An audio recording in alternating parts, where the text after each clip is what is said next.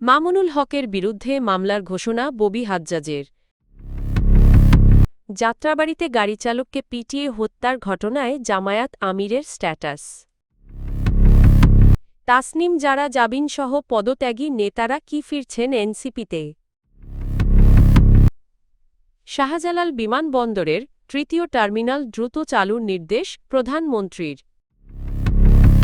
কার্যক্রম নিষিদ্ধ দলের কোনো তৎপরতা চলতে দেওয়া যাবে না, আইজিপি। ত্রয়োদশ জাতীয় সংসদ নির্বাচনে কেন্দ্র দখল ও বিএনপি নেতাকর্মীদের ওপর হামলার অভিযোগ তুলেছেন সংসদ সদস্য ও শিক্ষা প্রতিমন্ত্রী ববি হাজ্জাজ। এসব ঘটনায় জামায়াতে ইসলামী নেতৃত্বাধীন ১১ দলীয় জোটের প্রার্থী মামুনুল হককে প্রধান আসামি করে একাধিক মামলা করার ঘোষণা দিয়েছেন তিনি। রোববার সকালে রাজধানীর ধানমন্ডির একটি বেসরকারি হাসপাতালে চিকিৎসাধীন আহত নেতাকর্মীদের দেখতে গিয়ে সাংবাদিকদের কাছে এসব কথা বলেন ববি হাজ্জাজ।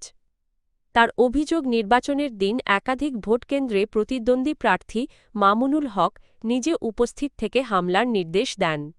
এতে বিএনপির শতাধিক নেতাকর্মী আহত হয়ে হাসপাতালে চিকিৎসা নিতে বাধ্য হন। এখনও কয়েকজন হাসপাতালে ভর্তি রয়েছেন বলে জানান তিনি। শিক্ষা প্রতিমন্ত্রী বলেন, ১২ ফেব্রুয়ারির নির্বাচনে জয়ী হওয়ার আগে তাকে নানা বাধা ও সহিংসতার মুখে পড়তে হয়েছে। তিনি অভিযোগ করেন, প্রতিপক্ষ পরিকল্পিতভাবে কেন্দ্র দখলের চেষ্টা চালিয়েছে। ববি হাজ্জাজ আরও বলেন, এসব হামলার ঘটনায় কাউকে ছাড় দেওয়া হবে না। প্রত্যেক আহত নেতাকর্মীর বিষয়ে আইনগত ব্যবস্থা নেওয়া হবে এবং দায়ীদের বিচারের আওতায় আনা হবে। রাজধানীর যাত্রাবাড়িতে চাঁদা লেনদেনকে কেন্দ্র করে এক গাড়িচালককে পিটিয়ে হত্যার ঘটনায় তীব্র নিন্দা জানিয়েছেন বাংলাদেশ জামায়াতে ইসলামীর আমির ও সংসদের বিরোধী দলীয় প্রধান ডা. শফিকুর রহমান। রোববার সন্ধ্যা ৭টার দিকে সামাজিক যোগাযোগ মাধ্যম ফেসবুকে দেওয়া এক পোস্টে তিনি এ নিন্দা জানান। ফেসবুক পোস্টে জামায়াত আমির বলেন, বিকেল ৩টার দিকে যাত্রাবাড়ি এলাকায় চাঁদাবাজদের হাতে একজন গাড়িচালক নির্মমভাবে নিহত হয়েছেন। তিনি এই ঘটনাকে ন্যাক্কারজনক উল্লেখ করে বলেন, এ ধরনের সহিংসতা কোনোভাবেই গ্রহণযোগ্য নয়। ডা. শফিকুর রহমান আরও বলেন, চাঁদাবাজির সংস্কৃতিকে এমনভাবে স্বাভাবিক করে তোলা হয়েছে যেন চাঁদা না দেওয়াই অপরাধ। তার ভাষায় নেতৃত্বের জায়গা থেকে যখন চাঁদাবাজির মতো অপরাধকে প্রশ্রয় বা বৈধতা দেওয়া হয় তখন এর দায় সংশ্লিষ্ট সবার ওপর বর্তায়। তিনি প্রশ্ন তোলেন, এই পরিস্থিতিতে মাঝখানে নিরীহ মানুষের জীবন কি এভাবেই ঝরে পড়বে? একই সঙ্গে তিনি চাঁদাবাজির বিরুদ্ধে কঠোর অবস্থান নেওয়ার আহ্বান জানান। জাতীয় নাগরিক পার্টি এনসিপি সাংগঠনিকভাবে আরও শক্ত অবস্থান নিতে যাচ্ছে। দলটি থেকে পদত্যাগ করা নেতাদের ফেরাতে উদ্যোগ নেওয়া হয়েছে।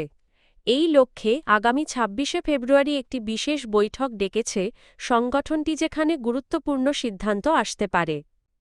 দলীয় সূত্র জানায়, ইতোমধ্যে এনসিপির শীর্ষ নেতা এবং ত্রয়োদশ জাতীয় সংসদ নির্বাচনে অংশ নেওয়া ৩০ জন প্রার্থীকে নিয়ে বৈঠক করেছে দলটি। নির্বাচন পরবর্তী করণীয় সাংগঠনিক কার্যক্রম জোরদার এবং পদত্যাগী নেতাদের দলে ফেরানো সহ একাধিক বিষয়ে ধারাবাহিক বৈঠক করার পরিকল্পনা রয়েছে। এসব বৈঠকে ভবিষ্যৎ রাজনৈতিক ও সাংগঠনিক কর্মপরিকল্পনার একটি রূপরেখা চূড়ান্ত করা হতে পারে। এ বিষয়ে শনিবার সন্ধ্যায় এনসিপির যুগ্ম আহ্বায়ক ও নির্বাচন পরিচালনা কমিটির সেক্রেটারি মনিরা শারমিন যুগান্তরকে বলেন, ২৬ ফেব্রুয়ারির সভায় নির্বাচন পরবর্তী পর্যালোচনা ও আগামী দিনের পরিকল্পনা নিয়ে বিস্তারিত আলোচনা হবে। তিনি জানান, সভায় দল আগামীতে কী করবে এবং কোন বিষয়গুলোকে অগ্রাধিকার দেবে সে বিষয়ে সিদ্ধান্ত নেওয়া হবে। হজরত শাহজালাল আন্তর্জাতিক বিমানবন্দরের 3rd টার্মিনাল দ্রুত চালুর নির্দেশ দিয়েছেন প্রধানমন্ত্রী তারেক রহমান। রোববার সচিবালয়ের মন্ত্রিপরিষদ সম্মেলন কক্ষে অনুষ্ঠিত এক বৈঠকে প্রধানমন্ত্রী এ নির্দেশ দেন। বৈঠক শেষে বিষয়টি সাংবাদিকদের নিশ্চিত করেন বেসামরিক বিমান পরিবহন ও পর্যটন মন্ত্রী আফরোজা খানম। মন্ত্রী জানান, 3rd টার্মিনাল যত দ্রুত সম্ভব চালু করার বিষয়ে প্রধানমন্ত্রী স্পষ্ট নির্দেশনা দিয়েছেন এবং সরকার এ লক্ষ্যে প্রয়োজনীয় পদক্ষেপ নিতে কাজ করছে।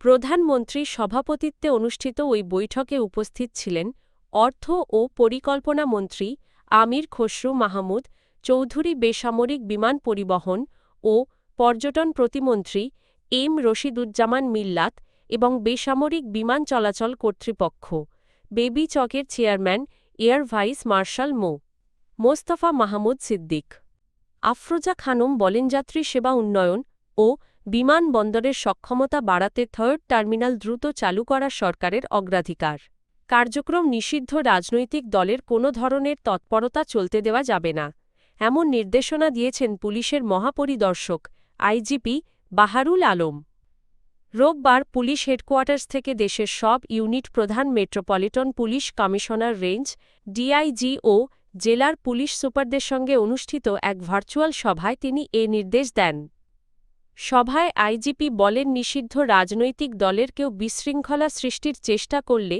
তার বিরুদ্ধে কঠোর আইনানুগ ব্যবস্থা নিতে হবে কোনো ধরনের ছাড় দেওয়া যাবে না এ সময় চাঁদাবাজি ছিনতাই ও মাদক অপরাধ দমনে কঠোর পদক্ষেপ নেওয়ার নির্দেশও দেন পুলিশ প্রধান তিনি বলেন স্বাভাবিক আইন শৃঙ্খলা পরিস্থিতি বজায় রাখা পুলিশের সর্বোচ্চ অগ্রাধিকার চাঁদাবাজি সন্ত্রাস বা মাদক সংশ্লিষ্ট অপরাধে জড়িতদের বিরুদ্ধে দলমত নির্বিশেষে ব্যবস্থা নিতে হবে